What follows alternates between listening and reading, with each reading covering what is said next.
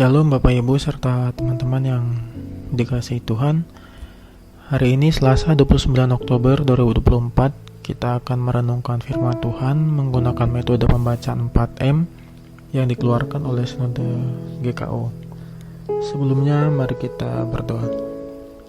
Kami bersyukur kepadamu ya Bapa, kalau hari ini boleh masih menjadi anugerah yang Kau anugerahkan dalam kehidupan kami. Sebentar kami akan merenungkan firman-Mu lewat media YouTube ini. Kiranya Tuhan memberi kami hikmat dan pengertian dari tempat kami masing-masing, agar ketika kami membaca dan mendengar serta merenungkan bagian firman hari ini, kami dapat memahami isi hati Tuhan di dalamnya. Demi Kristus Yesus kami berdoa, haleluya, amin. Hari ini saya Pendeta Radot Simanjuntak, Gembala Sidang GKO Sola Gracia Sorong, akan menghantar kita sekalian untuk membaca dan merenungkan firman Tuhan hari ini. Firman Tuhan bagi kita hari ini diambil dari Kisah Para Rasul 13 ayat yang ke-4 dan yang ke-5. Saya akan bacakan dalam Alkitab Terjemahan Baru yang kedua. Demikian firman Tuhan. Oleh karena disuruh oleh Roh Kudus, Barnabas dan Saulus berangkat ke Seleukia, dan dari situ mereka berlayar ke Siprus. Setibanya di Salamis, mereka memberitakan firman Allah dalam rumah-rumah ibadat orang Yahudi. Yohanes menyertai mereka sebagai pembantu mereka. Demikian bunyi firman Tuhan. Tema perenungan kita hari ini adalah memberitakan firman Tuhan. Bapak Ibu serta teman-teman muda-mudi yang dikasihi Tuhan, saya kira kita semua sepakat bahwa tugas memberitakan firman Tuhan adalah tugas semua orang percaya.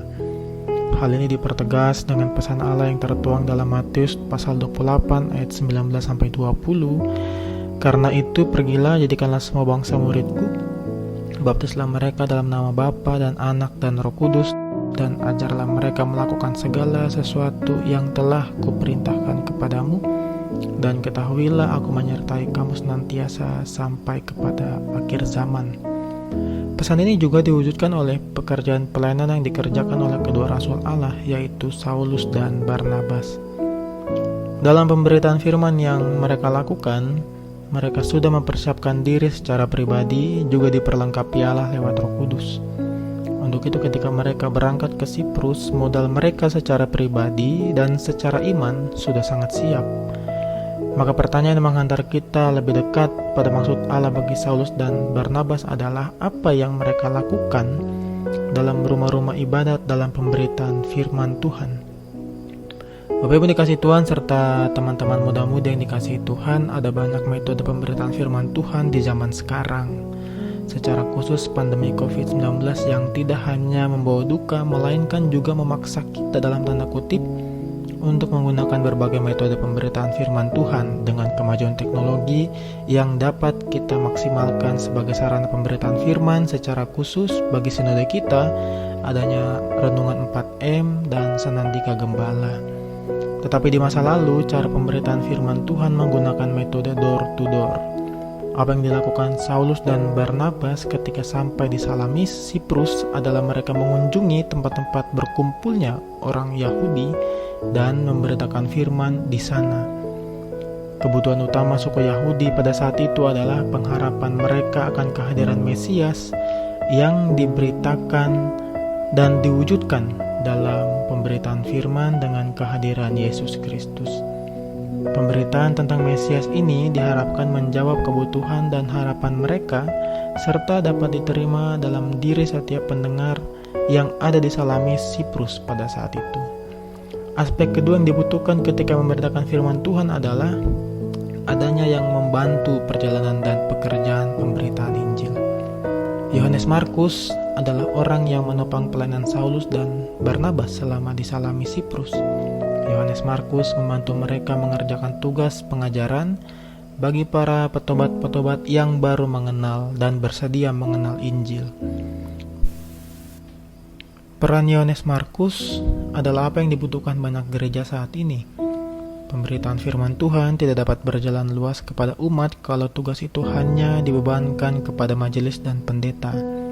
Perlu adanya sinergisitas antara para pelayan agar tugas pemberitaan firman mampu menjamah seluruh lapisan jemaat yang harapannya akan membawa kepada ranah yang lebih luas, yaitu masyarakat.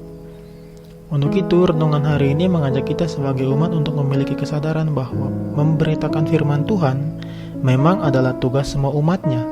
Saulus dan Barnabas sungguh-sungguh mengimani pesan yang tertuang dalam Matius 28 ayat 19-20. Mereka mempersiapkan diri dengan doa dan puasa, adanya peran penopang dari Yohanes Markus, dan disempurnakan dengan kehadiran Roh Kudus sebagai suluh bagi pelayanan yang mereka kerjakan.